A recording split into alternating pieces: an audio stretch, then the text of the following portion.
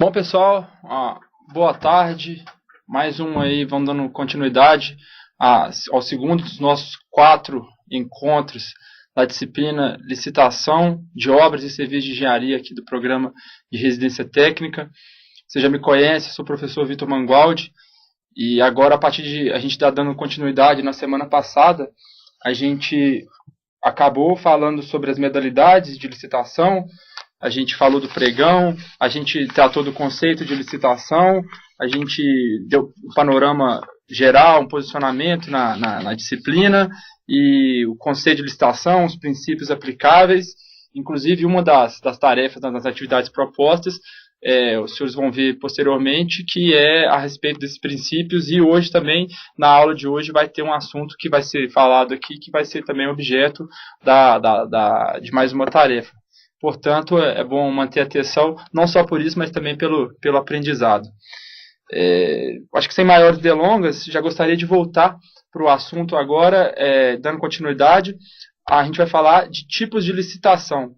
Vamos diferenciar de tipo de licitação, de modalidade de licitação. Modalidade, os senhores estão lembrados que é o sistema, num contexto mais geral, como é que vai funcionar as regras aplicáveis àquela contratação específica, em decorrência principalmente do valor, mas também vai afetar a questão de prazo e procedimento, e a burocracia, a publicidade que está dando, e o grau de observância ali do princípio da isonomia também, que é tratar igualmente, mas agora o foco a gente vai passar também para parte especificamente de tipos de licitação.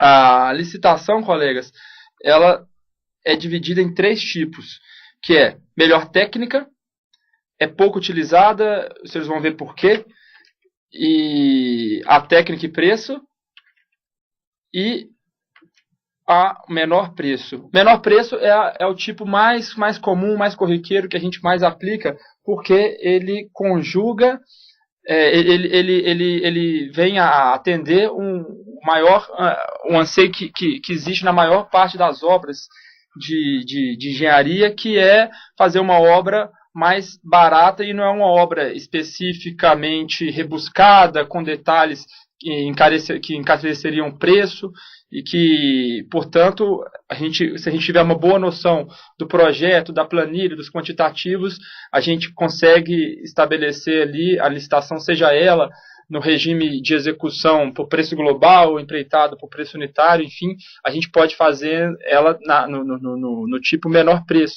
Porque o que interessa, já que a gente tem noção da composição unitária dos preços, a gente faz um estudo dos itens, a gente pode usar a tabela SINAP, no caso da União, ou a tabela CEIU, aqui no estado do Paraná. Quando a gente conhece os preços, a gente consegue com mais tranquilidade fazer a licitação sem maiores problemas. A melhor técnica, ao contrário, ela é utilizada nas licitações em que o objeto ele é complexo, ele é raro, e, como eu coloquei aqui no material, a classificação das propostas ela vai ocorrer de acordo com critérios pertinentes e adequados ao objeto licitado, definidos com clareza e objetividade no instrumento convocatório, e que considerem a capacitação e a experiência do proponente, a qualidade técnica da proposta, compreendendo metodologia, organização, tecnologias e recursos materiais a serem utilizados nos trabalhos, além da qualificação das equipes técnicas a serem mobilizadas para sua execução. Então, o que acontece? No tipo melhor técnica, o modo de fazer, a maneira como a licitação vai ser operada, ela tende a prevalecer em relação ao critério preço. Mas a gente vai ver que, no fundo, a melhor técnica é sempre uma conjugação do tipo técnica e preço, que é o terceiro, que esse, de fato, é muito menos do que o menor preço, que é de longe ali o tipo mais utilizado. Ela vai ser aplicada quando a necessidade da gente estabelecer ali a gente tem um objeto em que só o preço não é suficiente para garantir a qualidade e o resultado almejado pela administração. Então, a gente também coloca requisitos técnicos e qualificação, muitas vezes, dos profissionais, para garantir que aquela licitação vai atingir os objetivos almejados. Então vamos começar pelo menor preço. Menor preço eu acho que é tranquilo, todo mundo aqui já deve ter visto alguma licitação.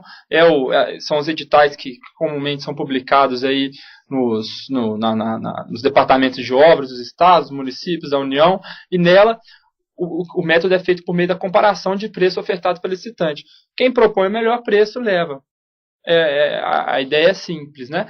Cumpridos os requisitos de habilitação, a empresa é considerada qualificada e depois a gente vai abrir os envelopes de preço.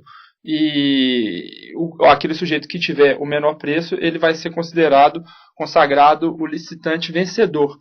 Tem um detalhe que é muito importante, não só para aqueles que vão participar como membros das comissões de licitação, mas para o próprio conhecimento da dinâmica dos procedimentos licitatórios aqui no estado do Paraná, é que a lei estadual que rege as licitações, a 15.608 de 2007, ela automaticamente inverte as fases da licitação. Olha, professor, como é que se dá essa inversão das fases da licitação? Professor, quem fala uai sou eu, né? Eu sei que tem mais mineiro aí, inclusive vou mandar um abraço aí para os meus conterrâneos, sem, é claro, deixar de prestar meus cumprimentos aos paranaenses, catarinenses, sulistas, de onde forem, que essa região aqui é muito interessante, eu guardo muito carinho pelo sul do Brasil. Mas continuando, na inversão de fase da licitação, vamos primeiro pegar a regra, né? A regra da 8666, que é o sujeito, ele chega, ele presta, a primeira coisa que você vai olhar é a garantia da proposta. Ele colocou lá, geralmente é 1% do valor do objeto da licitação, tá com a garantia em ordem, você vai abrir os envelopes de habilitação. O que acontece? O sujeito, ele vai olhar, você vai olhar o presidente da comissão, apoiado, né, pelas outras duas pessoas, no caso de concorrência, somado de preço, no caso de convite, a gente vai ver que pode ser só um. A comissão vai ser composta por um só membro. Mas o que acontece? Ele vai abrir os envelopes primeiro da habilitação. Então ele vai olhar qualificação técnica, habilitação jurídica, se está com as certidões na negativa de débito tributário, previdenciária. Ele vai olhar se a empresa está devidamente registrada na junta comercial, na qualificação técnica, aqueles requisitos, se já comprovou experiência em construção de determinado procedimento, nesse ou naquele padrão, com essa ou com aquelas características.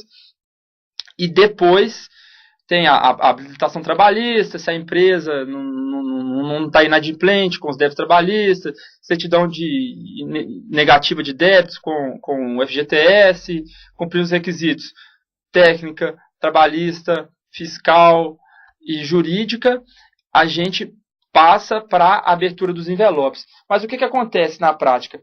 Vamos supor que isso não é incomum, é perfeitamente corriqueiro, que 10 empresas estão participando ali daquela determinada concorrência, aquele convite, e a gente vai ter que abrir os envelopes de habilitação de todas elas. Quando a gente abre os envelopes de todas elas, automaticamente a gente abre o quê? Oportunidade de recurso. E é muito comum que um licitante, ele tenha interesse no afã de adjudicar, de vencer aquela licitação, ele tenta desclassificar o outro na fase já de habilitação. Então ele vai entrar com recurso contra a documentação do outro, o outro vai entrar com recurso da documentação dele, isso inevitavelmente suspende a sessão da licitação, a gente vai ter que designar outra data se a questão for um pouco mais complexa, e é algo que atrasa, e a gente tem que observar que não necessariamente aquele sujeito que está impugnando a licitação, ele tem a melhor, que ele está tendo a sua licitação, a sua documentação impugnada, ele tem a melhor proposta econômica, que é o que vai prevalecer para fins do tipo, licitações do tipo menor preço. Então, o que acontece? Na prática, a administração ela gasta tempo, energia, pessoal, analisando documentação de quem não vai ganhar o procedimento, quem não vai ser contratado. Então, para evitar isso, o que tem sido feito? A gente chama de inversão das fases. Primeiro, a regra geral é, primeiro, olha a habilitação, abre os envelopes, né, de habilitação técnica, jurídica, financeira, trabalhista, e depois, aqueles que estão habilitados, a gente vai e pega os envelopes de proposta econômica, a menor proposta, se não for inexequível, pronto. Venceu a licitação, assina o contrato com a administração, com o Estado. Na inversão das fases, você inverteu. Pá. Você abre primeiro a proposta econômica de todos, então eu abro a proposta, é mais fácil avaliar proposta de preço. Preço é um número, né? Ou desconto, no caso aqui do caso do Paraná. Você avalia a proposta de preço de todos os licitantes e depois você passa a analisar tão e somente a habilitação daquele que tem a melhor proposta de preço. Isso aí, vocês não podem imaginar o avanço que é para a administração a gente conseguir inverter essas fases em termos de tempo, de gasto de energia do Estado, com recurso, de impugnações judiciais, com mandados de segurança, enfim. Só pelo fato de a gente deixar para analisar única e exclusivamente a documentação daquele vencedor ali com a melhor proposta econômica, a gente já economiza tempo e dinheiro para a administração. A obra ela vai poder ser contratada ali com uma antecedência maior. Né? Essa aí que é chamada a inversão de fase da licitação. Mas, Vitor, tem prejuízo para os concorrentes essa inversão de fase? Não tem prejuízo nenhum. A única coisa é, eu deixei de gastar energia com o que era desnecessário, só que eu não sabia aquele momento que era desnecessário. A partir do momento em que eu inverti a fase, que eu só analisei daquele que tem a melhor proposta, aquilo ali deixa de ser necessário. Então, dando continuidade, na licitação de menor preço, a administração pode, ao invés de pedir o menor preço, pedir oferta de maior desconto, que no final possui o mesmo significado. Isso é, aquele que fizer a proposta do maior desconto estará automaticamente ofertando o menor preço. Tá tranquilo, né? É o que é feito aqui no estado do Paraná. Contei para os senhores. Aí aqui eu vou ler o dispositivo, artigo 46 da 8666. Os tipos de licitação melhor técnica ou técnica e preço serão utilizados exclusivamente para serviços de natureza predominantemente intelectual, em especial na elaboração de projetos, cálculos, fiscalização, supervisão e gerenciamento de engenharia consultiva em geral, e em particular para a elaboração de estudos técnicos preliminares e projetos básicos executivos. O que acontece? Vitor, então sempre que a gente for licitar projeto, precisa de fazer melhor técnica ou técnica e preço? Não. Não necessariamente, né? É utilizado exclusivamente para esse tipo de serviço. Mas não significa que esse tipo de serviço tem que ser, somente podem ser realizados. Se você quiser fazer um serviço lá, um projeto de arquitetura, você pode fazer por técnica e preço. Agora, o que está sendo estabelecido aqui no artigo 46 é um rol que a gente chama de rol exaustivo. Eu passei para os senhores na aula passada. Porque exclusivamente quer dizer que, fora desses serviços elencados aqui, não vai ter como a gente fazer licitação nos tipos melhor técnica ou melhor preço. Vamos passar agora para falar de técnica e preço. Nesse tipo de licitação, faça uma conjugação da técnica e do preço. E através de uma média ponderada, é muito bom não ter que explicar o que é média ponderada. Os senhores aí formados em arquitetura, engenharia, não fazem ideia que tem muito advogado, parece que não frequentou ali, eu acho que isso aí nem é ensino médio, isso aí é ensino fundamental, média ponderada, né? O pessoal não lembra como é que faz, que tem que se você tiver na ideia, uma ponderada leva um peso, você multiplica pelo peso para chegar na nota final e pronto. As pessoas têm dificuldade para entender, principalmente o pessoal da minha área, são os advogados, né? Então, nesse tipo, através de uma média ponderada, obtém-se a melhor proposta para a administração. Os critérios e o estabelecimento dos pesos devem constar no edital Olha o princípio da vinculação ao edital. O edital é a lei do contrato, tem que estar lá, porque senão a gente vai sofrer uma impugnação ao edital.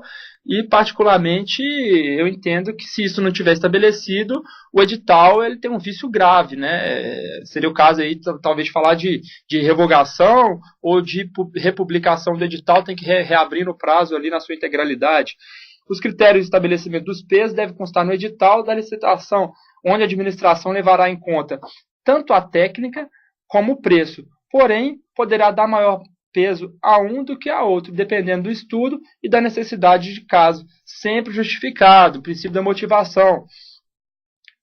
O peso, esse estabelecimento de maior peso para um ou para outros critérios, eu posso colocar 60% critério técnico, 40% critério preço, ou vice-versa. Eu posso calibrar do jeito que eu entender, a depender do peso que eu quero dar, da importância que eu quero dar para cada tipo de qualificação. Geralmente o que a gente vê na prática é 50-50, que dá no mesmo aí, numa média aritmética, né? Mas se for então 60-40 para um ou para outro. Essa questão de técnica e preço, gente, a gente tem que analisar com muito cuidado. Por quê? Do ponto de vista prático, a gente vê que tem licitações em que são utilizados esse tipo, técnica e preço, para que haver talvez uma fé, um interesse ali do servidor que está envolvido em beneficiar determinado licitante em detrimento do princípio da isonomia, né? O que acontece? Quando a gente coloca o critério técnico, a gente pode calibrar o edital para aqueles requisitos que a gente sabe que só o nosso licitante pode cumprir.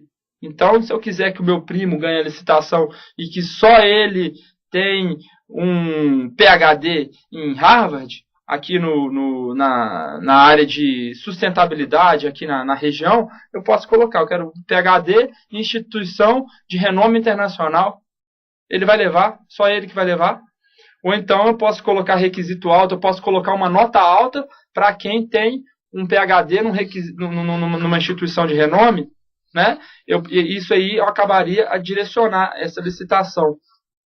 Por isso, dentre outros motivos, um deles, estou lembrando aqui, outro problema muito comum na licitação técnica e preço é o sujeito colocar os requisitos técnicos muito, muito altos, de maneira que determinado licitante ele vai ganhar a licitação, mas na hora de executar o seu objeto, a gente vai ver que ele não tem tanta dificuldade assim.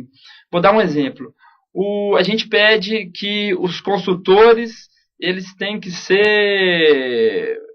ter experiência de no mínimo 8 anos com auditoria devidamente comprovados, com certidão, conselho de contabilidade, assinando relatórios de auditoria, publicação de artigos, não sei o quê. A gente pode pedir requisito acadêmico, a gente pode pedir mestrado, doutorado, licenciatura, a gente pode colocar o que a gente quiser, mas o cara leva a licitação porque ele cumpre os requisitos. Só que, na hora de executar o contrato, o que acontece? O sujeito não vai lá pessoalmente. Então, aquele consultor bambambam que levou a licitação porque ele era muito competente, ele vai colocar lá o subordinado dele, um sujeito que tem um nível técnico, ele atende os requisitos, ele consegue dar conta do recado. Só que você tem que pensar que a hora trabalhada que a gente está pagando é a hora do chefe e quem está trabalhando de fato é o subordinado. Esses problemas, eles tendem a levar, a criar uma certa, eu não diria resistência, mas um certo receio por parte dos jurídicos, no meu caso aí, das procuradorias estaduais, dos órgãos jurídicos, das consultorias, das prefeituras, do Estado, em deixar esse tipo de licitação acontecer com tanta facilidade. Aí vocês podem falar, poxa, mas é muito mais fácil para você colocar a licitação no menor preço, porque você se isenta ali de qualquer responsabilidade. Para você fica fácil. Eu falo, ó, quem tem o menor preço leva, eu não tenho nada a ver com isso. Na hora de colocar técnica e preço, o sujeito, o órgão requisitante, ele vai ter que solicitar para mim. E ele vai ter que explicar por que é técnica e preço. Mas quando eu estou dando o meu parecer quando eu estou falando, olha, isso aqui pode ser feito por técnica e preço, automaticamente eu estou assumindo a minha parcela de responsabilidade também. Eu sou corresponsável por aquilo. Eu não julguei a responsabilidade só nele. Quando eu estou falando que eu concordo com ele, a responsabilidade ela vira minha também, né? Então, o que acontece? Eu entendo particularmente que não é uma resistência. Eu só tendo, isso é uma posição pessoal minha, mas eu acho que também é compartilhado pelos colegas advogados, a colocar a licitação no tipo técnica e preço apenas e unicamente naquelas situações em que ela seja de fato essencial, fundamental, esteja devidamente comprovado. Caso contrário, o que a gente faz? A saída mais viável, que é menor preço com requisito de qualificação técnica lá em cima. Veja bem, são duas coisas diferentes. Uma coisa é você colocar requisito de qualificação técnica alto na licitação técnica e preço. Não, perdão. Requisito de licitação de qualificação técnica alto na licitação de menor preço, ou colocar licitação técnica e preço, aí eu coloco o requisito de qualificação que eu quiser. Geralmente vai ser alto, tanto que é técnica e preço. Eu vou pedir, não vou querer contratar com qualquer um, né? Mas as situações em que eu concordo e em que não dá para fazer esse tipo de contratação, isso aí se mostraria perigoso, principalmente por conta do tipo de mão de obra, do tipo de pessoal que vai ser contratado. No caso, a gente faz esse tipo de contratação para consultoria, para estudos complicados que vão resultar em grandes projetos, em grandes rodovias, em obras estratégicas para o Estado, ou então na elaboração de mapas estratégicos e de estudos que vão balizar ali as políticas de governo ali pelos próximos anos, né? Acabando, então, a licitação técnica e preço, que vai ter sempre em mente essa ideia da média ponderada, a gente vai passar... Não, tem aqui, eu fiz uns slides de exemplo de técnica e preço. Acho que ficou bem legal. Abre-se os envelopes. Então, estou falando de envelope da proposta, no caso aqui, da proposta econômica, né? Ela é proposta de técnica e ela é proposta de preço. A empresa A, ela teve nota de preço 7 e nota técnica 9. A média ponderada aqui some e divide por 2, porque é 50% de peso, deu 8. Aqui, a empresa B, 8, 8,5, 8,25. A empresa C, preço 9, técnica 6. A média foi 7,5.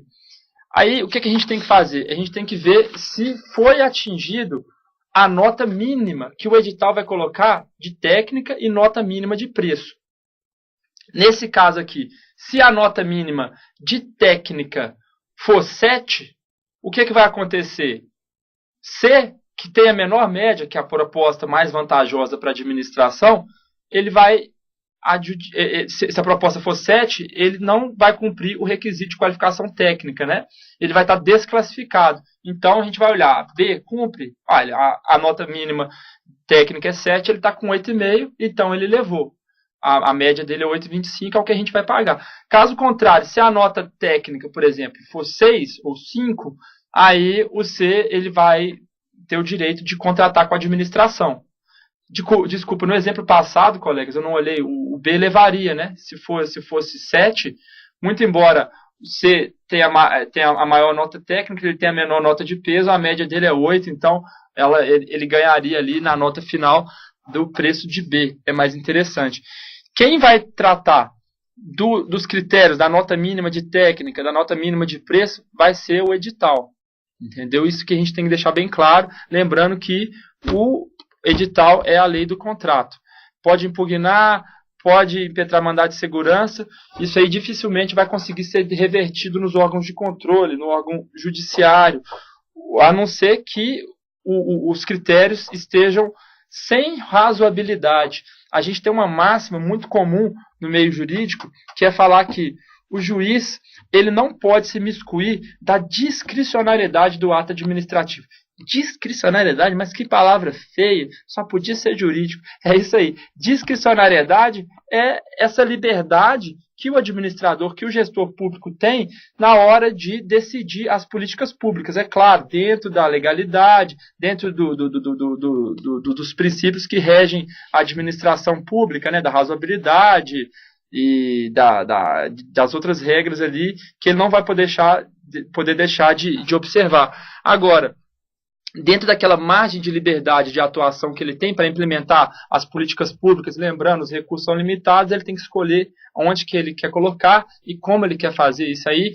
É lógico que tem uma série de balizamentos legais, tem a lei, a Constituição, que fala que tem que gastar tanto parte do orçamento no mínimo com educação, tanto com saúde, e por aí vai. Ele não tem uma ampla, não pode chegar um político de hoje para amanhã e falar, eu vou investir agora só em educação. Não, isso não existe, né? Ele vai ter que investir, ele vai ter que aplicar dentro daquelas balizas que ele tem, mas com uma certa margem de discricionariedade. Isso aí, o juiz ele vai poder mexer, ele vai poder anular, ele vai poder interferir. Mas nos critérios, se o critério tiver com bom senso, tiver ponderado, ele não vai poder fazer nada. Continuando aqui, nos tipos de licitação,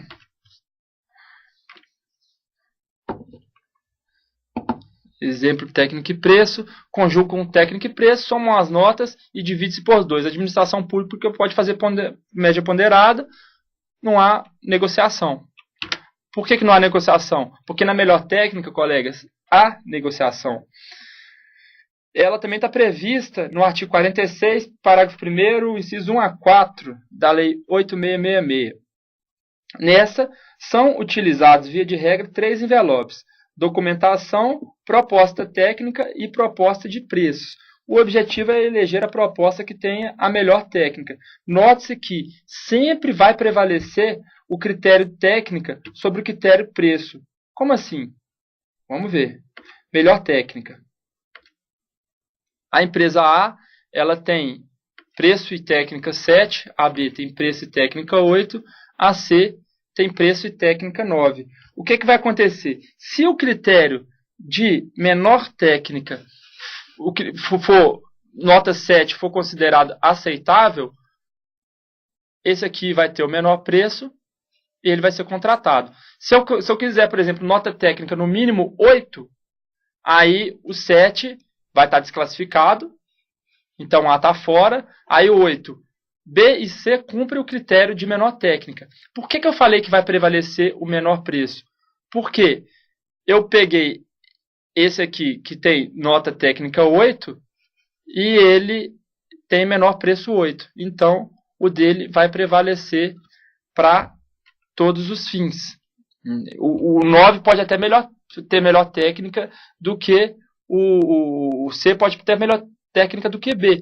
Só que ele não vai adjudicar porque a critério de técnica, B já conseguiu satisfazer os critérios do edital. A administração pergunta para C se ele fornece com preço de A. C, eu sei que você tem a melhor técnica, tá? Você faz a melhor técnica com preço de A? Aí C vai falar, não faço. Aí eu venho para B, que ainda tem melhor técnica, só que o preço dele está pior do que o preço de A. Aí eu falo assim, B, você faz pelo preço de A? Se B falar, faço, está contratado. Caso contrário, vem A, que tem técnica suficiente, e eu vou pagar o preço 7. Então, sempre vai prevalecer o menor preço. Recapitulando, eu pego o que tem a melhor técnica e pergunto para ele se ele faz pelo preço daquele que tem o mínimo de técnica que o edital aceita, que a administração aceita para contratar com ela. Entendeu? Então, na prática, o que vai prevalecer é o critério de preço, observando se a empresa já cumpriu o suficiente no requisito de técnica. Na prática, eu nunca vi, na minha curta experiência nos órgãos jurídicos da administração, o critério técnica, a licitação no tipo melhor técnica. Mas que existe, existe. Regime de execução de empreitada de obras públicas. O que a gente vai falar aqui? Vamos separar primeiro modalidade de licitação, modalidade concorrência, pregão, leilão, para tipo de licitação, melhor técnica, melhor preço, para depois regime de execução, empreitada, execução direta, ou depois divide. Ou execução direta ou empreitada. Empreitada, preço global, por preço unitário ou integral. E além disso tem a tarefa, que eu vou passar para os senhores, não é muito utilizada, mas eu vou dar só uma pincelada para ficar claro aqui qual que é o conceito da tarefa. O que acontece, gente? Antigamente, lá no tempo que Dom jogava no Andaraí, como é que as obras públicas eram executadas? Execução direta. O próprio Estado ele tinha os meios de executar essas obras públicas. Ele contratava pessoal, ele podia comprar o material, alguma coisa ele tinha também. Ele tinha, por exemplo, a fábrica de tijolo do Estado, ele podia ter a fábrica de cimento do Estado, e ele fazia aquela execução da obra por conta própria. Só depois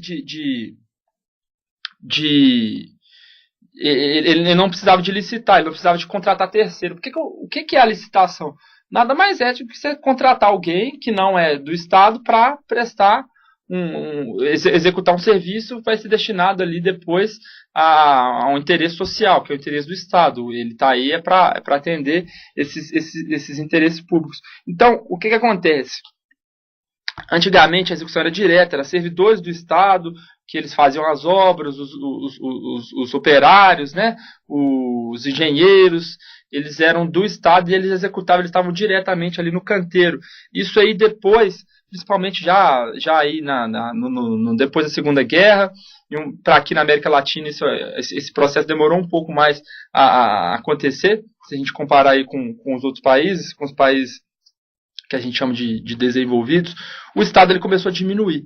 O Estado menor é o quê? Ele é um Estado que arrecada, fiscaliza e ele terceiriza aquelas atividades em que não há necessidade, essencialidade de que ele execute as tarefas por conta própria. Ele é um Estado menor, ele é um Estado menos inchado. O Estado menos inchado, ele deixa de fazer por conta própria para contratar terceiros que têm maior expertise para fazer. Particularmente, eu acredito nesse modelo, eu acho que o Estado, para executar esse tipo de tarefa, ele não é o ente mais adequado.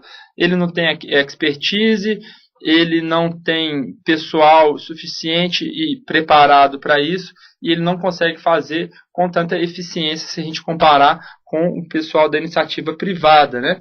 Então, o Estado licita. A execução deixa de ser direta para passar a ser execução indireta, que ela vai subdividir nessas quatro tipos aí, nesses 4 regimes que estão aí na tela. Empreitada global, preço unitário, tarefa e integral. Essa matéria, gente, isso aqui é importantíssimo porque afeta sobremaneira numa das primordiais atividades dos engenheiros públicos, que é a fiscalização das obras públicas, que inclusive vai ser objeto aí futuro de um módulo, de uma parte do curso de residência técnica. Os senhores vão ver que a atividade da fiscalização, o foco da fiscalização, ele muda um pouco a depender do regime de empreitada. Se é por preço global, que é a empreitada mais comum, aí 90% das obras elas acontecem por empreitada por preço global, se é empreitada por preço unitário. E eu vou explicar para vocês o porquê disso. Vamos lá. Empreitada por preço global, ela ocorre quando se contrata a execução da obra ou do serviço por preço certo e total.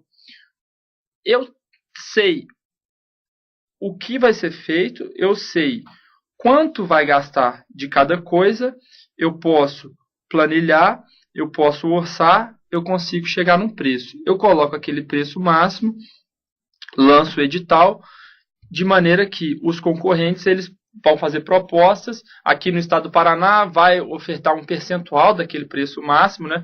Eu vou dar um desconto de 10% na União, por exemplo, não vai ser o sistema do percentual, mas sim vai ser um outro preço.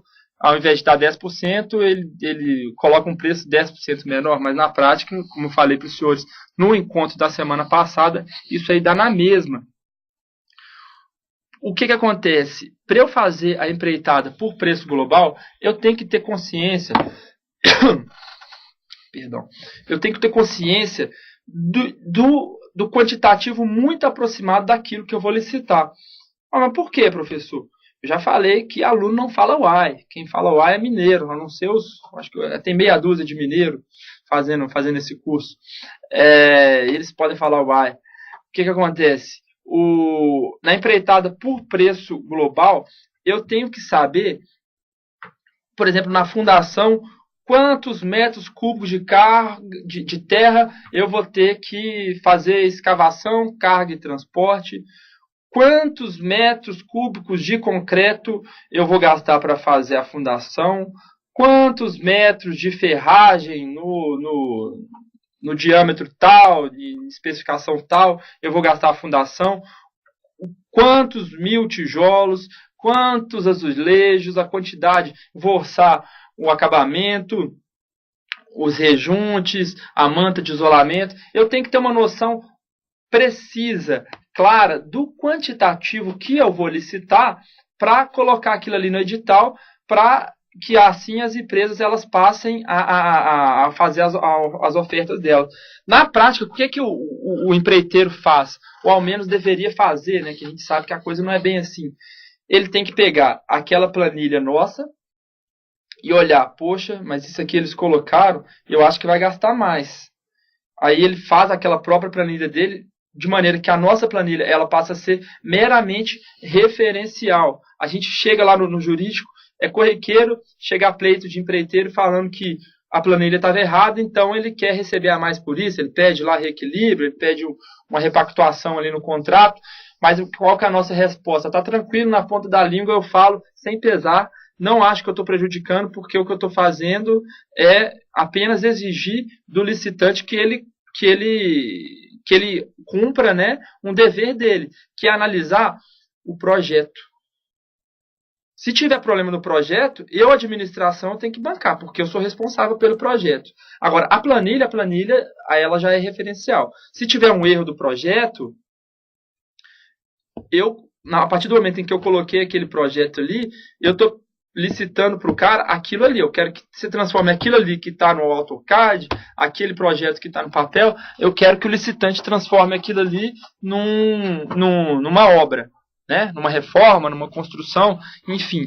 Mas quando o sujeito ele olha o que está na planilha e coloca lá os preços dele, comparando com os preços que eu coloquei para assim estabelecer o desconto, ele não está fazendo o que é esperado dele. Na empreitada por preço global, o preço vai estar fechado e ele vai dar o valor lá, a proposta dele, tendo como parâmetro o valor máximo da nossa proposta. Já nesse regime, ele deve ser escolhido quando é possível determinar qualitativo e quantitativamente. Portanto, ainda na fase interna da licitação, a gente vai ver depois, fase interna da licitação é aquela fase em que a administração está procedendo aos trabalhos, está fazendo as medições, está fazendo os projetos, está elaborando o edital, nas reuniões, os pareceres jurídicos, aquela fase que foi explicada pela professora Maria, da elaboração do termo de referência, o que a gente vai fazer, como, onde. A gente está pensando a obra antes de publicar o edital. Quando o edital é publicado, aí vai dar início a outra fase, a segunda fase, que é o que aparece para o público, aí, é o que sai no Diário Oficial, que vai ser a fase externa da licitação. Na fase de empreitada global, no regime global, as quantidades e a qualidade são estipulados ainda durante a fase interna do procedimento de licitatório para a totalidade da obra. Então, quando eu estou fazendo o projeto ali, eu já estou planilhando, eu tenho uma consciência bem aproximada dos quantitativos que eu vou precisar e com base naquilo ali é que eu vou licitar. O orçamento, como eu falei para os senhores, ele é meramente referencial. A responsabilidade é da contratada. Ela deve verificar os aspectos de quantidade e qualidade, comparando-se os elementos técnicos trazidos no projeto básico e nas planilhas de serviço. Tá tranquilo? E o que vai valer, então, é o projeto. Se tiver problema na planilha, ele pode impugnar a planilha. Se ele quiser, se ele for esperto, ele pode nem impugnar a planilha, porque se ele confiar no taco dele, se ele tiver um bom orçamentista aí, que é o papel do engenheiro orçamentista, e se você tiver experiência no Estado, você consegue fazer isso bem quando você for trabalhar do lado de lá, né? Você consegue saber que aquela planilha que está ali do Estado, foi fornecida ali pelo Estado, ela está errada, mas quem vai saber isso é só você. Então, com base nisso, você vai conseguir ter uma noção maior do custo dessa obra e vai conseguir oferecer uma proposta que vai garantir a sua vitória aí na licitação. Isso aí é fundamental, gente. O papel do bom engenheiro orçamentista nessa fase é o fator determinante para vencer ou não a licitação. No regime de execução global, a preocupação... Voltar aqui. Execução global, a preocupação fundamental da fiscalização da administração pública diz respeito à qualidade da execução da obra e não da quantidade, uma vez que essa já está previamente determinada. Tá tranquilo? Já sei qual que é, já sei qual que é a quantidade, então o engenheiro ele tem que ir lá para fiscalizar se está sendo cumprido a tempo e modo e do jeito que foi requerido. Ele vai lá, não sei, semanalmente, ele visita a obra, ele vai ver se a execução está em conformidade com as medições, com as quantidades que foi proposto lá no projeto de engenharia. A importância dos preços unitários nesse regime de execução, preço da execução empreitada global, é na celebração de serviço. Então, o preço que foi planilhado lá, quando a gente for fazer um aditivo, a gente vai ter que aumentar a área de estacionamento, então vai gastar mais concreto, vai gastar mais cerca, aí esse preço aditivo é o que vai vincular o preço unitário para fim de celebração de aditivo. O projeto básico da obra ou serviço de engenharia, ele sofre influência direta do regime de execução adotado, diante das particulares estabelecidas pela Lei 8.666 quanto ao projeto, nas licitações em regime de empreitada por preço global. O projeto básico da obra ou serviço sofre influência direta, ou seja, se for preço global, o projeto ele vai ser mais determinante, ele vai ter que ser mais bem elaborado, ele vai ter que ser mais minucioso, vai ter que ser mais detalhado, como é colocado pelo artigo 47 da 8666. Eu acho que ficou claro. O artigo 47 fala assim: nas licitações para execução de obras e serviços, deixa eu colocar aqui para os senhores.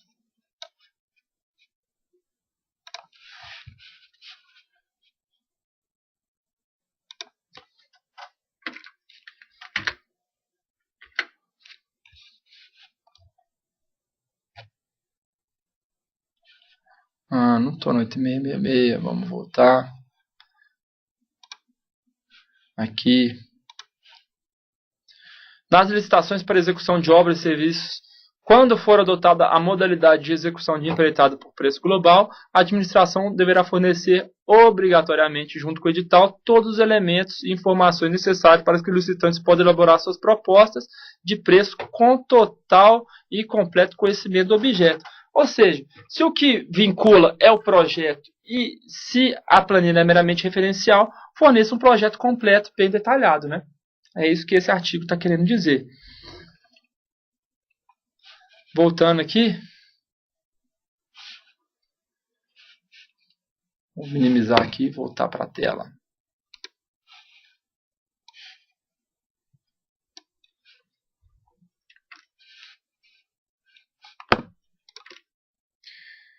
Na empreitada por preço unitário. Gente, se na empreitada por preço global o que vale é o projeto e aquilo ali, com base nisso, vai ser estabelecido uma planilha com o preço total da obra, na empreitada por preço unitário, a administração não tem como chegar de forma precisa ao valor final da obra, porque ele não sabe quanto de cada item, quanto que vai ser necessário, por exemplo, vamos supor, para construir uma rodovia, eu não faço ideia de o quanto de terra eu vou ter que escavar, o quanto de aterramento eu vou ter que fazer para executar aquele objeto.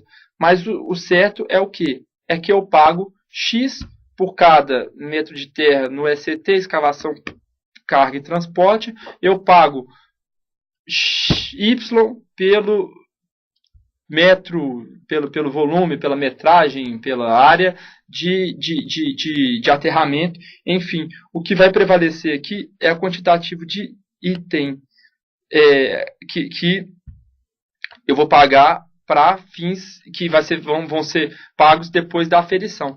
Então, eu não sei quanto que eu vou gastar, eu sei quanto que eu vou pagar por cada item. Esse aí é empreitado por preço unitário.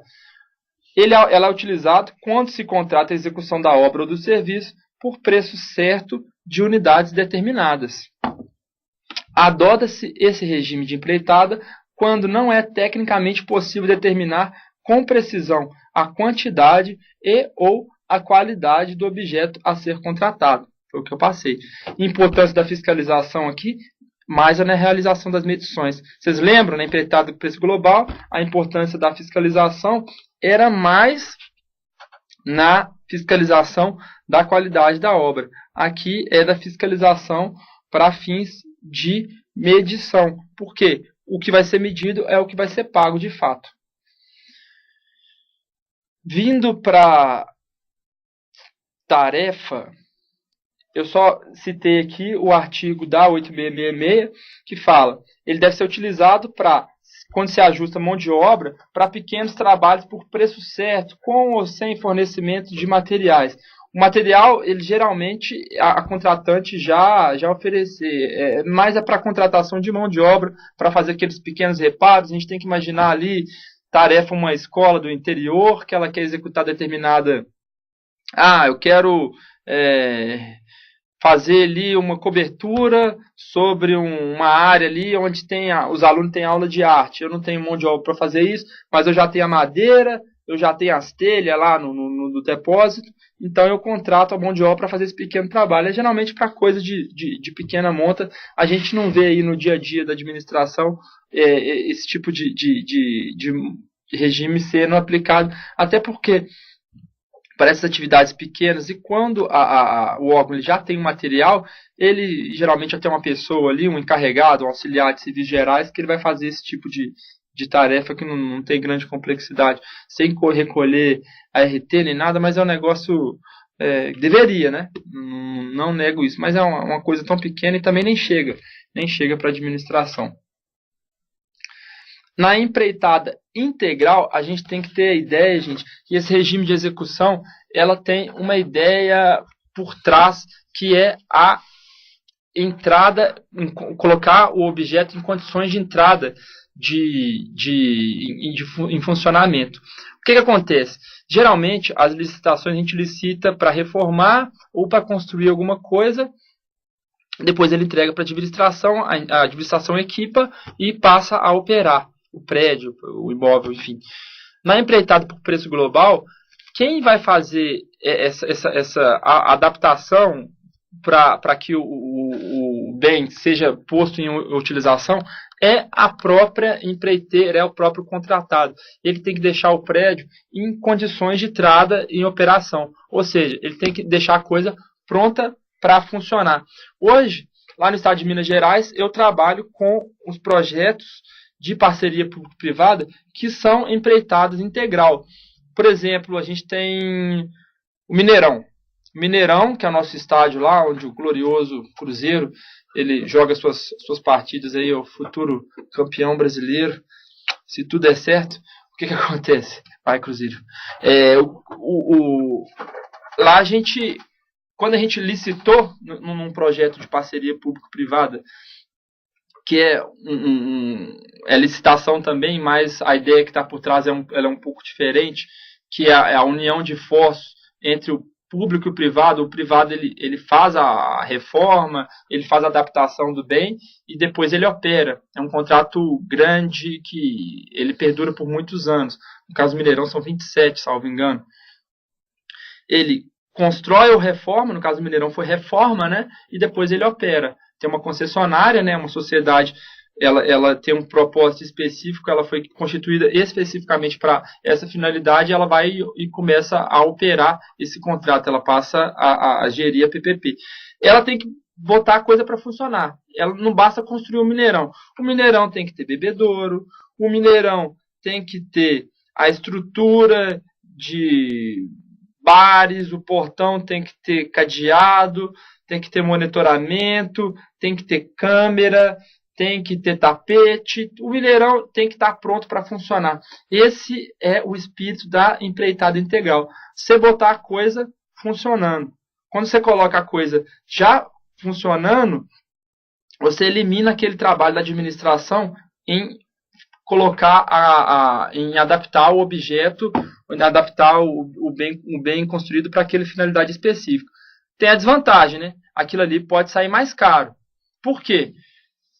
Quando eu vou fazer a minha empreitada por preço global, eu licito só a construção, que é a atividade para a qual a empresa ela tem o expertise dela. Ela é boa para fazer aquilo ali. Agora, quando a empreitada é por preço integral, eu estou contratando a empresa para fazer coisa que ela não sabe.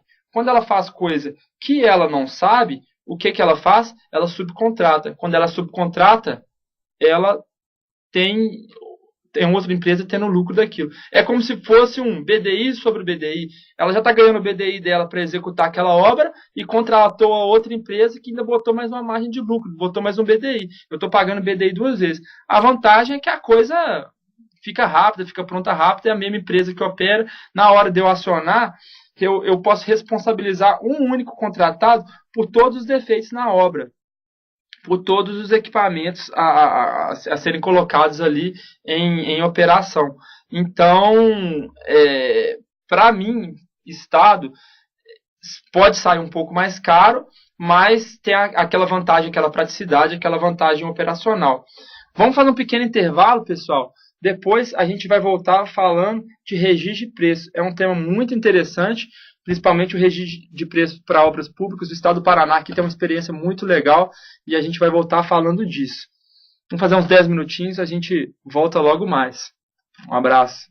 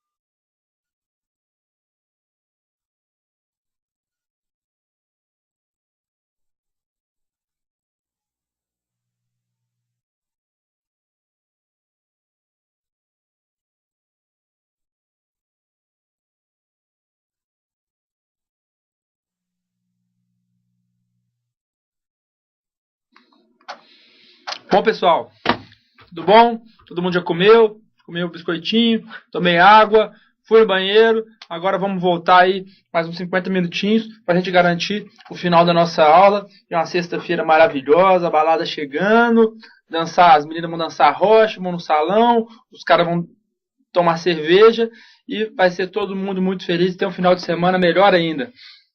A gente vai voltar falando sobre registro de preços. Registro de preço é um tema muito interessante que ele está sendo aí cada vez mais utilizado para a obra pública, muito embora ainda haja uma certa rejeição, uma certa resistência, melhor palavra, por parte de sua utilização. Mas nenhuma ilegalidade. E eu vou explicar para os senhores por quê. O artigo 15, inciso 2 da Lei 8666, ele estimula o registro de preço. Ele fala assim: as compras, sempre que possíveis, deverão ser processadas através de sistema de registro de preços. O registro de preços, gente, ele é regulado pelo Decreto 3931 de 2001 e onde é definido como o conjunto de procedimentos para registro formal de preços relativo à prestação de serviços e aquisição de bens para contratações futuras. O que acontece no registro de preço? A ideia que está por trás é a seguinte: a administração ela tem necessidade de contratar bens ou serviços, mas ela não sabe ao certo a quantidade que ela vai utilizar aquilo. Ela sabe que ela precisa e que ela precisa corriqueiramente e que ela não pode precisar exatamente quando vai ser, mas que ela vai necessitar daquilo. Isso aí pode ser utilizado, por exemplo, para comprar, por exemplo, café. Café, eu sei que a administração, todo mundo tem servidor, a maioria toma café, servidor, inclusive, adora tomar café. Eu sei que eu tenho um gasto estimado de X quilos de café por ano. Eu sei que quem vai querer café? Essa secretaria, aquela, Secretaria de Educação, Saúde, a escola tal, o hospital tal, vai querer comprar café. E eu quero evitar ficar fazendo um monte de procedimentos licitatórios isolado. Ou seja, eu faço um grandão e sempre que eu precisar de café, eu vou lá naquela licitação que eu já fiz e vou e compro lá o objeto que foi licitado. O que acontece no registro de preço? A gente solta um edital, a gente faz um edital de registro de preço, onde a gente abre para os interessados a possibilidade de comprar, de oferecer para a administração aquele bem ou serviço, e aquilo ali ela é escolhido pelo critério ali menor preço. Então, vamos supor, eu quero comprar açúcar para adoçar café.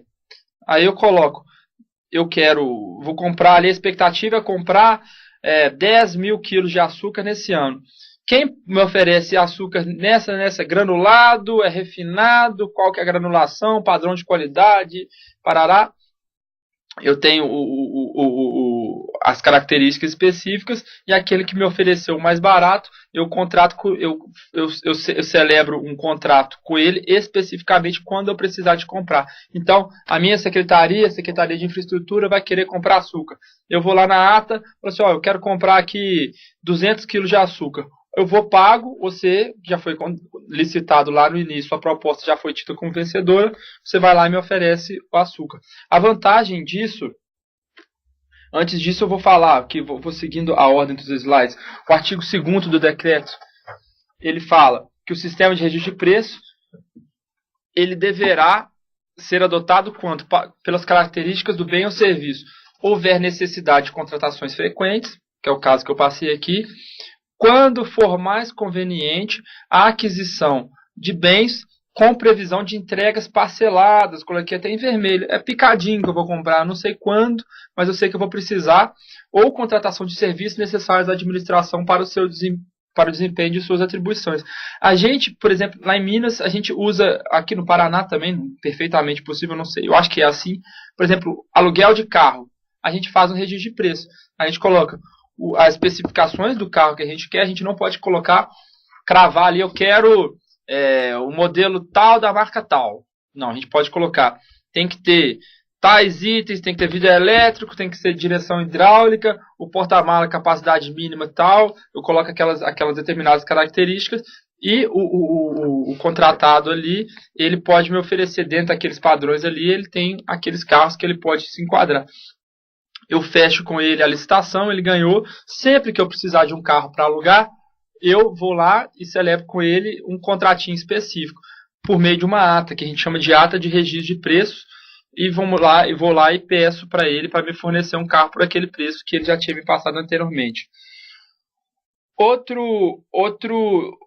situação em que é adotado o sistema de registro de preço, quando for conveniente a aquisição de bens ou contratação de serviços para atendimento a mais de um órgão ou entidade, ou a programas de governo. Então, eu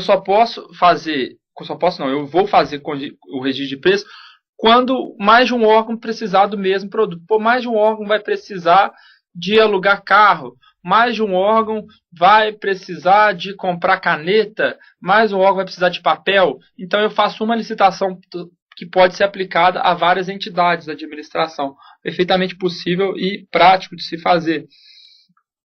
Quando pela natureza do objeto não for possível definir previamente o quantitativo a ser demandado pela administração. Vejam bem, no registro de preço, eu não sei quanto eu vou precisar de comprar. Só que eu tenho uma ideia. E com base nisso, eu posso colocar no edital o que eu vou querer, justamente para o licitante ele ter uma ideia de quanto que ele vai vender para mim. Ele vai ter ganho de escala, né? Quanto mais ele vender, ele pode colocar a margem menor. Se ele souber disso, ele vai conseguir fazer uma proposta mais competitiva. Agora, eu não tenho que necessariamente comprar aquela quantidade que foi delimitada ali como parâmetro que eu coloquei. Eu posso comprar em tese nada. Na prática, muito dificilmente eu vou fazer isso. Aqui no estado do Paraná, tem um decreto que determina que, no mínimo, 60% do total do quantitativo da ata do registro de preço, ela tem que ser comprada obrigatoriamente pela administração.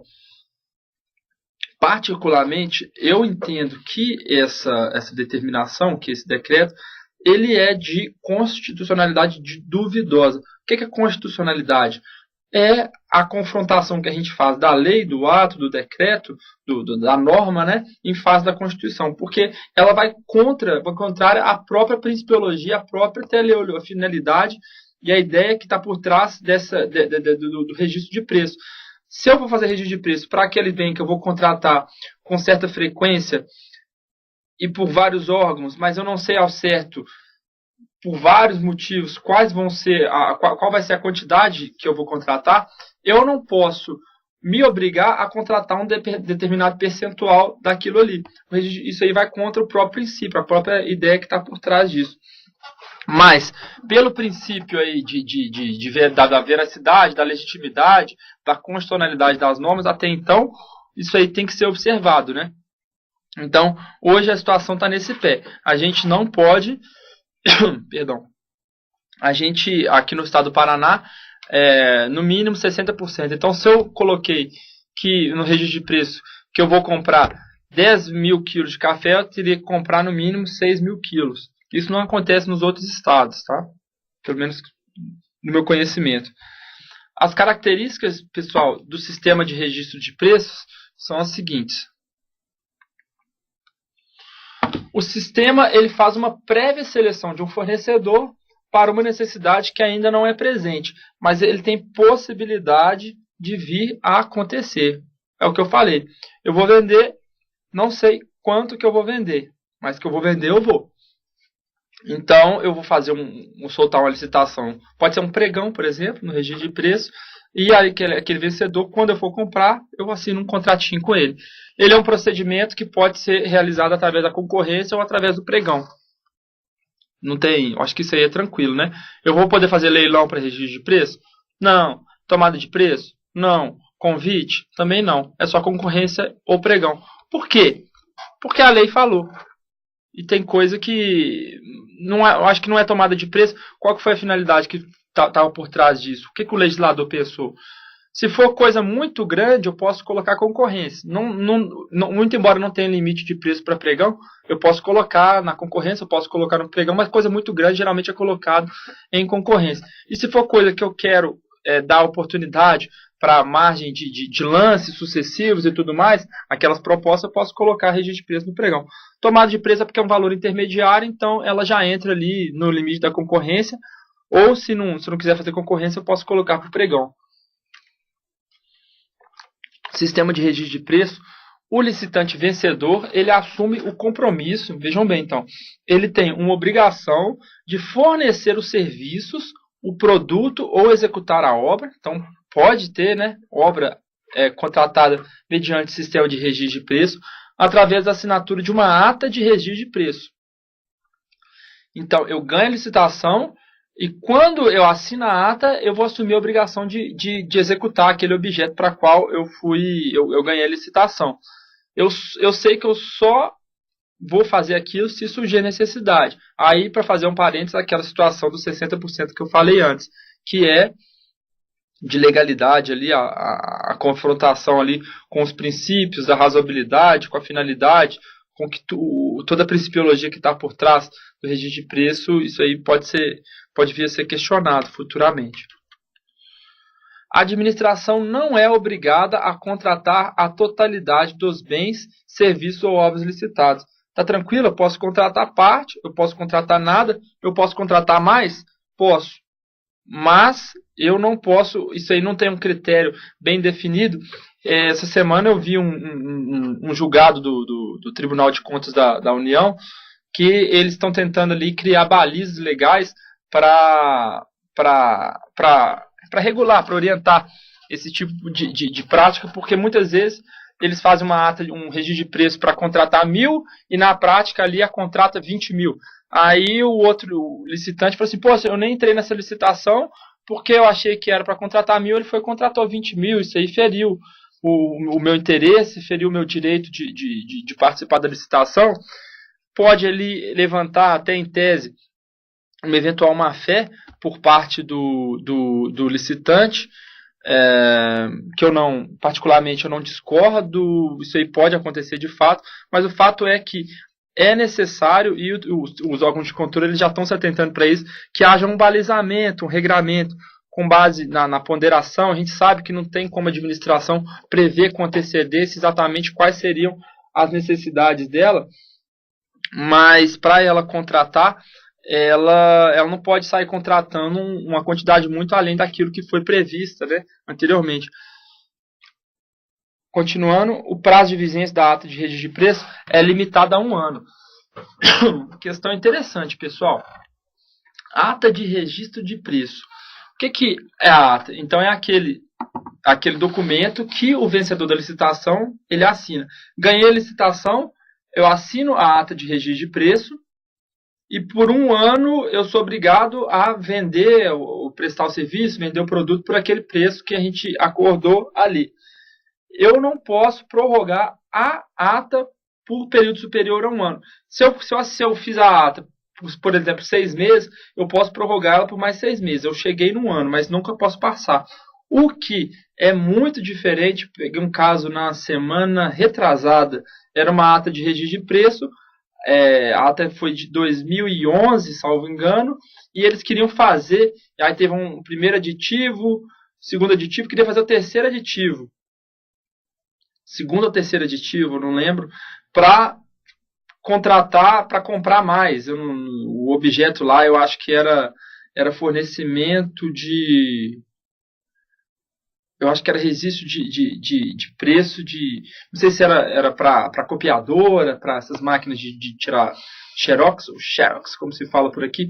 Mas o fato é que o contrato, a ata de registro de preço, ela está limitada a 1 ano, mas o contrato que decorre dela, ele segue o regramento geral de duração de contratos que está disposto no artigo 57 da Lei 8.666, que ele coloca, em regra geral, é assim: o contrato ele pode ser celebrado por prazo de até 60 meses, e em casos de urgência extraordinária, devidamente justificada, a gente pode prorrogar por mais 12 meses. Então, o prazo máximo é 6 anos, ou 72 meses. Né? Então, a ata de registro de preço ela pode valer por 1 ano, mas o contrato que decorre dela, ele pode extrapolar esse período. Tá claro? Então, vamos dar continuidade. Se o licitante vencedor ele assume o compromisso de fornecer o serviço, o produto ou executar a obra através da assinatura de uma ata, sendo que só haverá a contratação se houver necessidade. Isso aqui eu já falei. Não obrigado a contratar, prazo limitado a 1 ano, possibilidade de adesão de órgãos que não participaram do pleito e queiram utilizar o registro de preço durante a sua vigência. O chamado carona, isso aqui, a restrições, isso aqui é um tema extremamente rico, tortuoso, que eu vou tentar explicar para os senhores. O que acontece, gente? Muitas vezes o registro de preço ele é aplicado inicialmente quando aquele objeto é licitado para determinados órgãos específicos. A administração geralmente tem um órgão central que cuida do registro de preço. Aqui no estado do Paraná, a Secretaria de Administração, SEAP, e quando ela vai soltar o registro de preço, ela vai e notifica todas as outras secretarias, os órgãos de administração direto do estado. Fala assim, olha gente, eu vou soltar um registro de preço para material de escritório. Eu vou comprar material de escritório, vou comprar papel para impressora, eu vou comprar caneta, lápis, borracha, grampeador, grampo, extrator, enfim. Quem vai querer, põe o dedo aqui. Aí eu sou da Secretaria de Saúde, falo assim, eu vou querer. Então eu faço uma adesão lá na ata de registro de preço e eles perguntam para mim assim, se você quer, passa para a gente uma estimativa de quanto de cada você precisa. Eu uso aqui 100 canetas por mês, eu uso tantos maços de papel, então eu passo uma estimativa para que o órgão contratante, o órgão que for soltar o edital, ele tenha uma noção aproximada daquilo que vai ser contratado. Todo mundo que responde e que fala que aceita, ele entra para aquele cômputo de quantidade e ele vai constar da ata de registro de preço. Então, vamos supor que eu sou da Secretaria de Esportes e eu aderi lá à ata de registro de preço. E tem um cara da secretaria ali do prédio do lado, a Secretaria de Cultura, que quando a SEAP mandou o ofício lá perguntando quem queria entrar, ele ficou calado. Ele ficou calado, não falou que ele queria entrar, não falou que ele não queria, a secretaria foi, passou o prazo, não colocou, licitou. Aí depois a Secretaria de Cultura chega e fala assim, aquela ata de registro de preço ali, eu não entrei nela, mas eu estou precisando de material de escritório. Será que eu posso entrar nela? Será que eu posso pegar uma carona? Eu quero pegar aquilo ali, eu quero utilizar daqueles bens que já conta aquela ata ali. Ao invés de ter que fazer uma licitação por conta própria, eu já vi que os preços que vocês conseguiram foram tranquilos, eu quero eliminar esse trabalho aqui para a minha comissão de licitação, para os nossos gestores, um trabalho que vai ser desnecessário porque já houve aquela outra licitação e eu quero aderir àquilo ali, eu quero pegar carona. O que os órgãos geralmente fazem? Olha, pode, mas aquela adesão ela não é ilimitada. Por quê? Vamos supor que pouca gente adere à ata e muita gente quer pegar carona. A contratação real vai superar em muito as estimativas que eu coloquei quando dá estabelecimento inicial do registro de preço. É o que acontece lá. Eu coloquei 1.000 quilos de açúcar e na hora de contratar, eu vou contratar 20 mil. Se todo mundo que estivesse pegando carona já tivesse falado de antemão que ia aderir, eu não ia colocar 1.000 quilos de açúcar, porque eu já ia prever as estimativas dele e já ia colocar um quantitativo maior. Então, o que acontece na prática? Os órgãos de controle, eles vêm pegando pesado em cima disso. Falam assim, olha, se você for pegar carona, você pode, mas tem limite. Na União Federal, eles limitaram a carona a contratação de até 5 vezes o que foi colocado lá inicialmente como estimativa de contratação, o que eu já entendo que ainda é demais. Só para você ver, vocês terem a noção do quanto que é contratado por fora que eu digo, além daquilo que foi previsto inicialmente. 5 vezes do que já foi previsto, o Tribunal de Contas ainda considera ok. Nos estados, a tendência é reduzir isso ainda mais.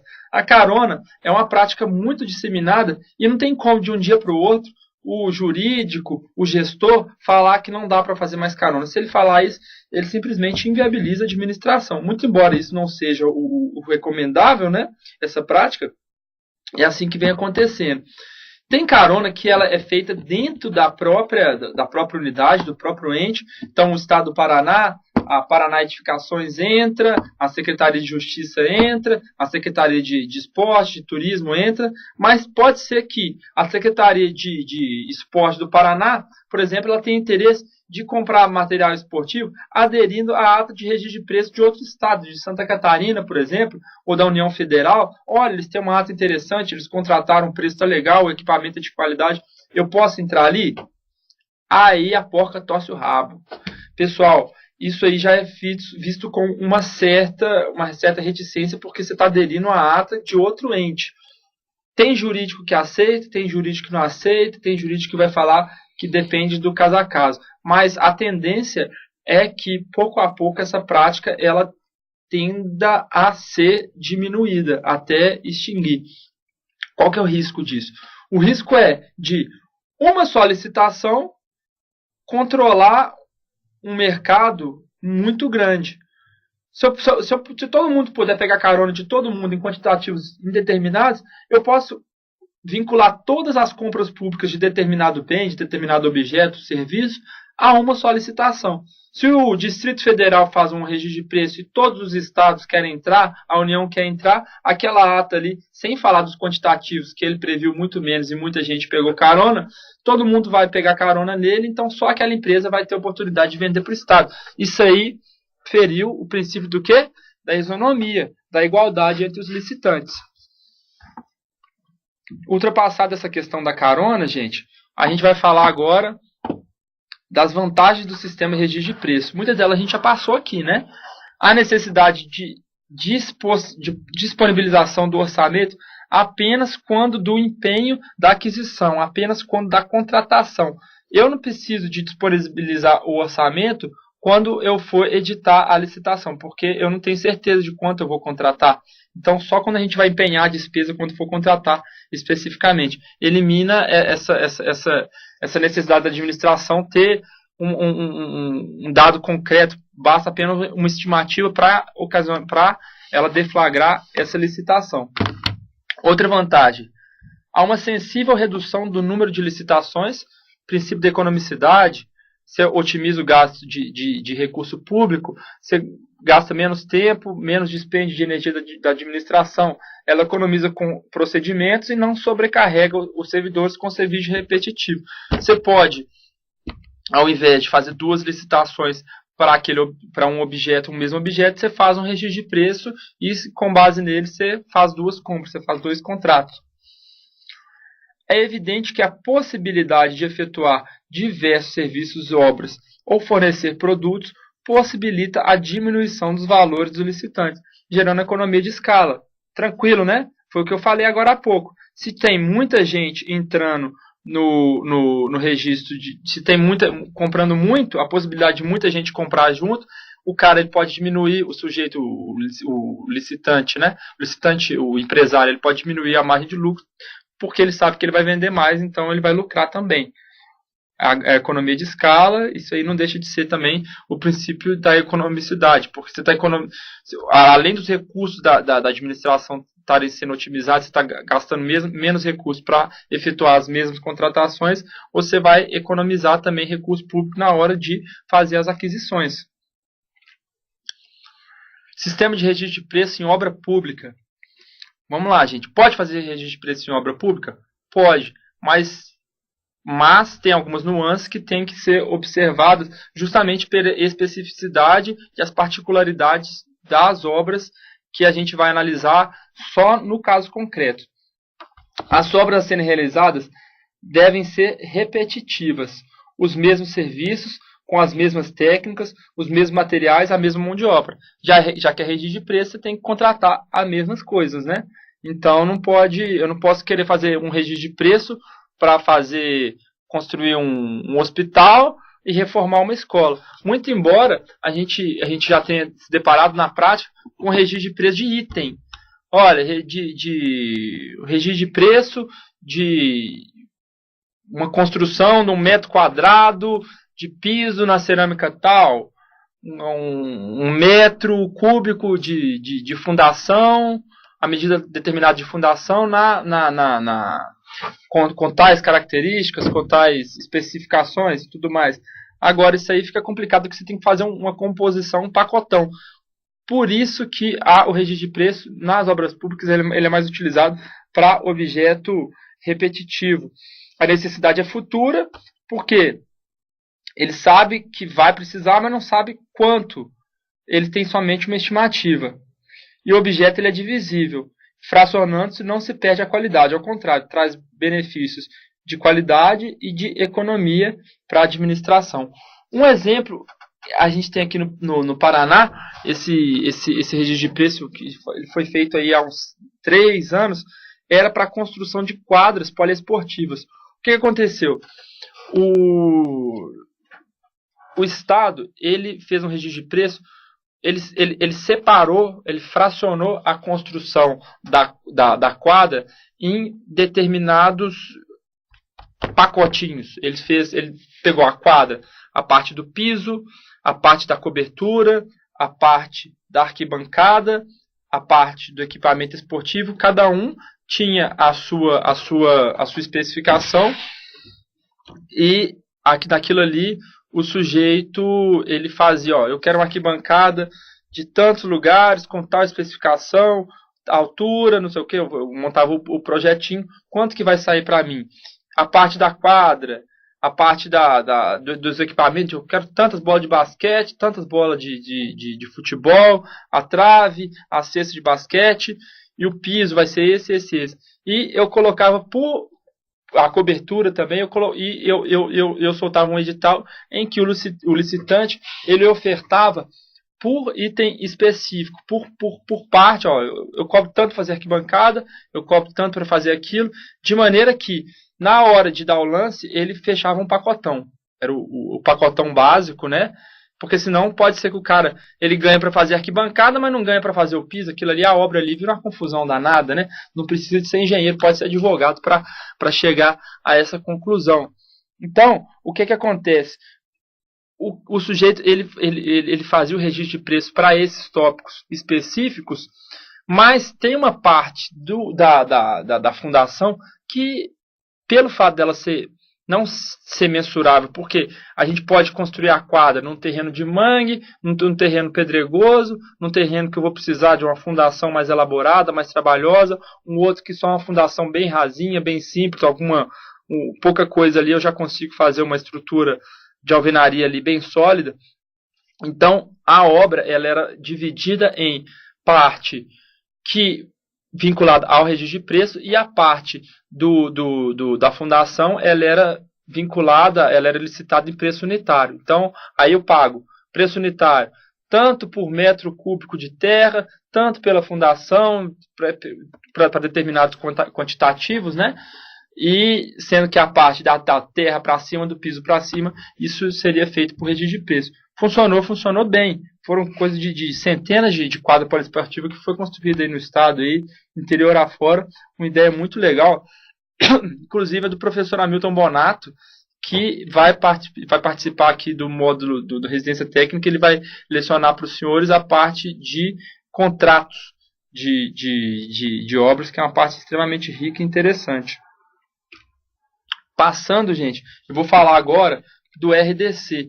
Isso aí não é tópico do nosso projeto, do nosso curso, só que eu decidi incluir porque é um tema que está pegando, é um tema que chegou para ficar, está dentro do contexto de reforma da nossa legislação aí das contratações públicas. O que acontece, gente? A Lei 8666, ela é vista como uma lei ultrapassada, burocrática, pouco dinâmica, que atrasa, que falha ao viabilizar a boa execução dos projetos públicos, das políticas públicas. A gente que apelida a Lei 8666 pelo seu número 666, the number of the beast, o que acontece? Essa lei é uma lei diabólica, uma lei que tem que ser extirpada, justamente porque ela é muito burocrática, ela abre muita fase para recurso, ela não inverte, né, em regra as fases de habilitação, conforme eu falei para os senhores. Então, primeiro, tem a fase de habilitação, a qualificação, né? Habilitação jurídica, técnica, econômica, trabalhista, econômico-financeira e trabalhista, ela abre para essa fase e depois ela entra na parte, aí abre recurso, né? Só depois que vai entrar na abertura das propostas econômicas e recurso, e sem contar com isso, ela tem prazos muito longos, o rito é burocrático, ela trava um pouco a administração no afã de garantir ali o cumprimento de outros princípios, o princípio da moralidade, o princípio da economicidade. Então, nesse contexto, a União recentemente editou a Lei 12.462 de 2011, que trata de um regime, que o regime ele veio sendo chamado de regime diferenciado de contratação. Ele foi instituído inicialmente pelo governo da Dilma, dentro daquele conceito dos Jogos Olímpicos e da Copa das Confederações e Copa do Mundo. A gente vê, gente, que inicialmente o RDC ele foi pensado para grandes empreendimentos. Eram obras de grande vulto, que o Jogo Paralímpico e Jogo Olímpico, você está pensando naqueles complexos, naqueles parques aquáticos, naqueles parques olímpicos, as obras, o alojamento dos atletas, é coisa de grande vulto que envolve bilhões e bilhões de reais. Copa das Confederações, estádios, né, 12 estádios aí na cidade sede, na Copa do Mundo também. Copa do Mundo, na verdade, 12, não foram todos os estádios que foram utilizados na Copa das Confederações. E as obras de infraestrutura e contratação de serviços aeroportuários para as capitais dos estados distantes até 350 quilômetros das cidades sedes mundiais.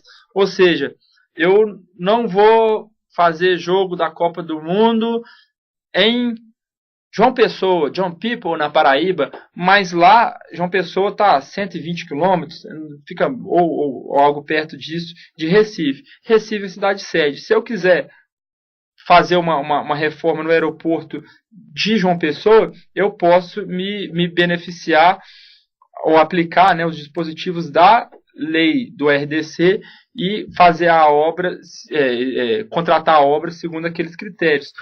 Posteriormente, também entrou no RDC ações integrantes do PAC, que é o Plano de Aceleração de Crescimento, as obras e serviços de engenharia do SUS, que é a obra de saúde, né? Então posto de saúde, hospitais, e depois ainda veio as obras do sistema público de ensino, as obras de educação. O que acontece, gente?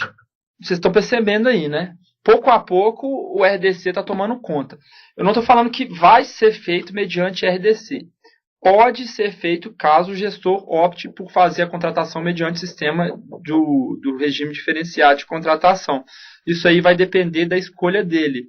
Agora, o que acontece é que, na prática, ele tende a escolher isso cada vez mais porque é mais rápido. Muito embora possa sair mais caro, por motivos que eu vou passar para os senhores agora, eu acho que é um caminho que é difícil a gente voltar atrás. E a gente tem, na hora de contratar mediante esse regime do RDC, a gente tem que ter bastante atenção. Vamos dando continuidade aqui. Eu deixei para falar das principais inovações do RDC. Principais inovações: redução dos prazos mínimos para apresentação de propostas. Artigo 15.2 da lei do RDC. Olha, para a contratação de serviços e obras, 15 dias úteis quando adotados os critérios de julgamento pelo menor preço ou maior desconto. Já falei que dá na mesma. Aqui, na 8666, quando é concorrência pelo menor preço, a gente tem que fazer 30 dias corridos. Aqui é 15 úteis. 15 úteis é menos do que 30 corridos, então foi mais rápido. Se for hipóteses não abrangidas pela linha A, ou seja, quando for técnica e preço ou só técnica, aí vai passar para 30 dias úteis. A gente sabe que na prática essas grandes obras elas tendem a ser executadas na linha A, né? Então vai ser 15 dias úteis. O que eu particularmente eu acho pouco, se a gente pensar nesses grandes projetos de engenharia aeroportuária, nos grandes estádios e essas obras aí que estão sendo envolvidas aí a princípio pelo regime do RDC, é um prazo pequeno para que o empresário ele possa se planejar e fazer os cálculos deles, planilhar e fazer o orçamento e com base nisso oferecer a proposta dele. Outra inovação é a inversão de fase, que eu já expliquei para os senhores. Inversão de fase. Então, no RDC sempre abre primeiramente os envelopes da proposta econômica, aquele de todo mundo, aquele que tem a melhor proposta econômica, ele vai ter os requisitos de habilitação, o envelope de habilitação aberto. E depois, ainda a gente tem como característica fase recursal única. Então, julga-se proposta e habilitação num momento só. Se abre a proposta econômica de todo mundo, a habilitação do primeiro. Está habilitado? Não. Fora. Aí eu entro e vou julgar a habilitação do segundo. Eu faço aquele pacotão e com base nisso eu abro só uma fase recursal. Eu ganho prazo. O RDC inicialmente, gente, eu acho que está claro que o principal propósito que está por trás disso é o fator tempo, né? No RDC, as principais inovações, fase de lance, vai chegar um momento em que isso também é facultado, tá? Os licitantes eles passam a oferecer lance para adjudicar o objeto. Fica tipo um pregão. Quem dá mais ou quem faz por menos, né? Eu faço o pregoeiro ali, o licitante ali, ele vai fazer o presidente da comissão de licitação, ele vai começar a negociar as propostas econômicas. A empresa A faz por 10, a empresa B faz por 9. Aí ele chega para A e fala assim, pô, você não faz por 8,5? E com base nisso ele vai tentar conseguir ali uma proposta mais interessante para a administração. Só que tem uma restrição à publicidade.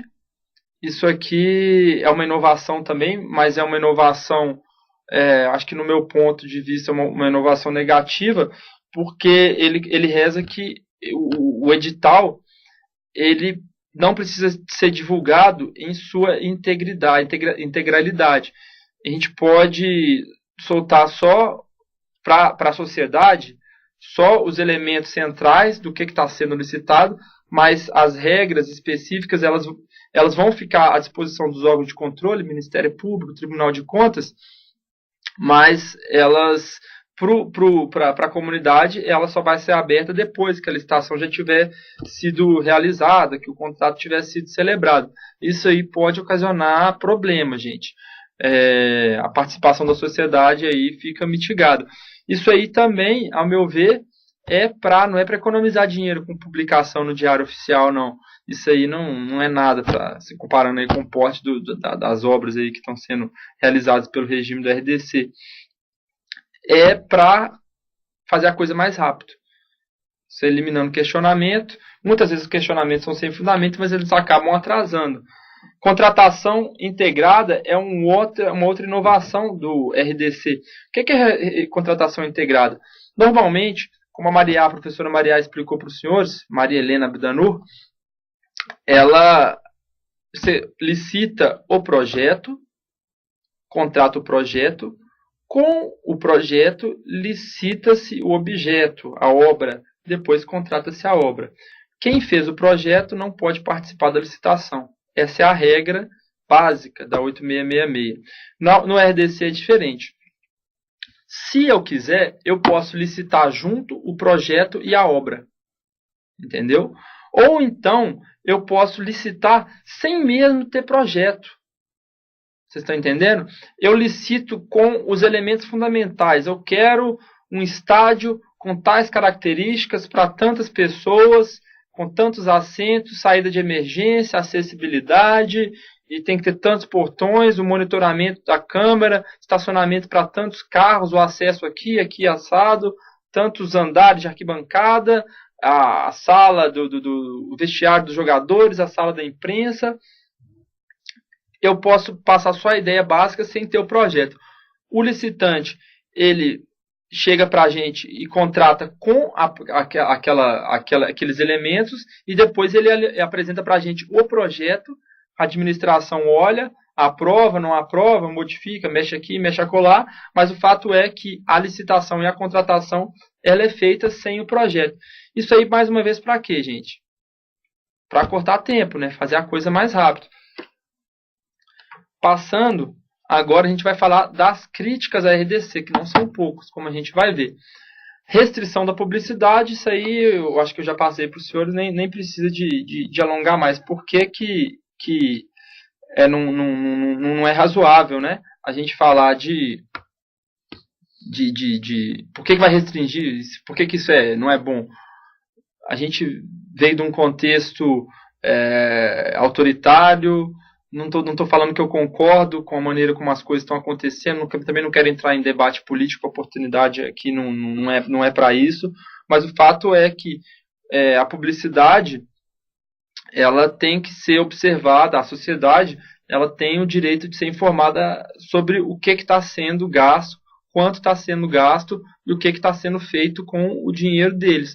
Quando você solta um projeto grande, que é ainda o caso desse projeto de RDC, muito embora está sendo aplicado para obras de menor porte, sem uma devida da possibilidade da comunidade ter acesso a esse edital, você está tendo uma restrição, né? Isso eu acho que vantajoso está longe de ser. Eventuais prejuízos à fiscalização, o sujeito, para ter acesso a esses editais, aos projetos, ele precisa de pedir, aí a coisa pode vir picada, não mostra o elemento de anteprojeto inteiro, aí já vai o prazo passando, a obra vai rolando, depois para você conseguir reverter aquilo ali, depois a coisa já está sendo construída, é bem pior. Banalização do Instituto, eu acho que isso aqui também dispensa maiores comentários, né? O RDC ele não pode ser utilizado para obras de menor vulto, ele foi pensado e assim ele deve ser executado para questões de maior porte, que envolvem uma contratação de algo mais estratégico, que tem um interesse público, que tem um prazo delimitado. O Jogo Olímpico vai acontecer 2016, em tal dia de julho, e até lá tem que estar pronta, a coisa tem que estar funcionando. E daí para você falar que vai qualquer reforma de escola, qualquer reforma de posto de saúde, você vai fazer posto, você vai poder licitar uma reforma de um posto de saúde sem ter projeto. Precisa? Eu acho que não precisa, e pode sair muito mais caro, né? E também outra questão que vem sendo levantada é que o RDC ele foi contratado, ele foi pensado, e a lei ela foi instituída sem o devido debate, a discussão pública que é inerente a esse tipo de projeto desse vulto. Então, a ausência de participação da sociedade, não só nos procedimentos que vão ser regidos pelo RDC, mas também da elaboração da lei que rege essa matéria, isso aí, inegavelmente, ele é negativo e pode... E tudo que eu acho que em que há restrição, um debate, ele tende a ser questionado futuramente e pode trazer prejuízos, e depois o administrador ele vai ficar com poucas condições de se justificar. Vamos entrar para o próximo tempo, gente. O próximo tópico, que é exigência de certificações de qualidade. A exigência de certificações de qualidade é um tema bastante interessante, tortuoso, tá em voga, está sendo muito discutido aí nas repartições, nos órgãos, que é para tentar evitar um problema bastante recorrente nas obras públicas, que é coisa que está sendo construído muita coisa ruim e a administração ela está sem condições ela fica sem condições de cobrar do empreiteiro, do contratado, que ele atenda a determinados requisitos que ela entenda ser que garanta ali a obra e uma obra de qualidade, e ela vai ter ganhos ali, o princípio da economicidade, né? Ela vai ter ganhos futuros, ela não vai precisar reformar, não vai ter que quebrar a parede de novo, não vai ter que mexer ali naquilo tão cedo, porque aquilo ali já foi consertado. Já foi consertado, não, desculpe, que aquilo ali já foi objeto de uma construção bem realizada, então ela vai ficar tranquila, não vai ter que mexer naquilo de novo. O que o administrador pensa? Eu vou querer um selo de qualidade, eu vou querer pedir que a obra, no edital, eu vou colocar que tem que ser ISO 9000, ISO 9001, que a obra tem que ter certificada por esse ou aquele tipo de certificação ali em que é atestado ali a qualidade do material, a qualidade da execução, a qualidade do produto em si. Isso aí pode? Vamos com calma. O Estado pode criar seus próprios requisitos, mas ele não pode exigir certificação externa. O que acontece, gente? Eu posso exigir constar do edital os requisitos de qualidade. Olha, eu quero que o cimento tenha qualificação tal, o índice de resistência tal, eu quero que o tijolo ele suporte tal peso, eu quero que a manta de isolamento para isolamento de umidade, ela tenha tal espessura, tenha essa ou essa borracha. E então eu posso garantir que assim a obra ela tenha uma garantia maior de que ela vai ser um produto ali entregue com qualidade. Só que a certificação em si, pelo fato dela ser privada, eu não posso exigir isso. Porque eu estou exigindo para uma contratação pública uma certificação que é privada. Por que eu escolhi a ISO como certificador e não outra? Né? O que vai justificar isso? Está ferindo a isonomia. E por que eu não crio uma certificação minha? Por que eu sou Estado? Eu sei quais são os meus reais interesses, quais são os meus anseios, quais são as minhas prioridades. Se eu não sei, pelo menos eu devo saber. Por que eu não coloco os meus próprios parâmetros de qualidade? É isso que a exigência de certificação de qualidade é para esse caminho que a questão está sendo delineada ultimamente. Então, não posso usar certificação privada, mas nada me proíbe de criar aquela minha certificação, aquele meu selo de qualidade para as obras. Vamos para o último slide aqui da semana, para a alegria, para a felicidade de todos, para bem de todos, a felicidade geral da nação, como já dizia o nosso Dom, foi no dia do Fico, foi Dom Pedro I, né? Exatamente. Trata-se de que a ausência da certificação ISO 9000 não significa inexistência de requisitos de habilitação. Não é porque não tem ISO 9000 que a empresa não está habilitada. No direito a gente tem que inverter tudo, nunca vi isso. Uma empresa pode preencher todos os requisitos para a obtenção da certificação, mas nunca ter tido interesse em formalizar esse resultado. Né? Ela pode ser uma empresa ISO sem estar certificada ISO. Exigir essa certificação como requisito de habilitação equivaleria a tornar compulsória uma alternativa meramente facultativa. Eu não posso obrigar algo que só pode ser facultativo, só pode ser opcional. Nenhuma lei condiciona o exercício de alguma atividade à obtenção do certificado ISO 9000. Portanto, obtenha a certificação quem o desejar e preencher os requisitos. É óbvio. Eu acho que está claro, né? Então, quem quer certificar, pode certificar o ISO 9000.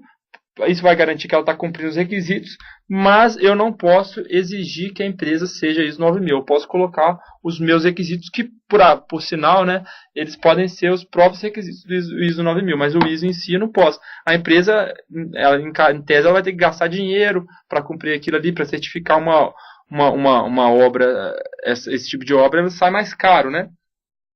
O mesmo raciocínio, gente, tem sido aplicado para certificações ambientais. A gente vê aí que várias obras, elas, hoje em dia, né, dentro de um contexto aqui no estado do Paraná, na Secretaria de Infraestrutura e Logística, e especificamente na Paraná Edificações, essa questão vem sendo bastante discutida. Eles querem incluir nos editais exigências de certificações, padrões de qualidade. A gente tem várias certificações internacionais, Aqua, LEED, que são selos, né, de sustentabilidade, de racionalidade no uso dos bens, economia de energia, uma obra que futuramente ela vai dispensar o gasto excessivo de água, de eletricidade e o melhor uso, a otimização aí no gasto dos recursos públicos. Mas esse tipo de certificação também é uma certificação privada e, utilizando o mesmo raciocínio por analogia, também não poderia ser aplicado nessas obras. O que pode é o Estado criar o seu próprio padrão de qualidade e pode colocar, eu só posso usar madeira certificada, esse apartamento, essa escola vai ter que ser face norte, vai ter que ter reaproveitamento da água, o chuveiro, o sistema de aquecimento de água vai ter que constar, vai ter que ter energia solar. Enfim, você pode criar o seu próprio selo ou você pode criar seus próprios requisitos, mas não utilizar os requisitos, a certificação privada para fazer esse tipo de controle. Gente, eu vou parar por aqui. Eu queria agradecer mais uma vez para aqueles heróicos, bravos guerreiros que ficaram aí até o final dessa apresentação. E vamos voltar. E agora a gente já chegou na metade. Já no próximo encontro a gente vai dar continuidade para tentar aqui. Eu acho que a gente está conseguindo passar. Eu espero que eu estou aguardando retorno, né, do feedback aí de como que está sendo a absorção do conteúdo, se tem dúvida, o que dá para melhorar, o que é importante a gente preparar até mesmo para que todos aqui saiam, né, satisfeitos, conscientes de que aquilo ali foi interessante, foi proveitoso. E de minha parte, eu queria dizer que eu estou aberto para responder e-mail, para aguardo sugestão, crítica, e não tem problema nenhum, eu estou aqui para ouvir e a minha intenção é melhorar junto com vocês. Muito obrigado, um abraço a todos e até a próxima. Até, tchau, tchau.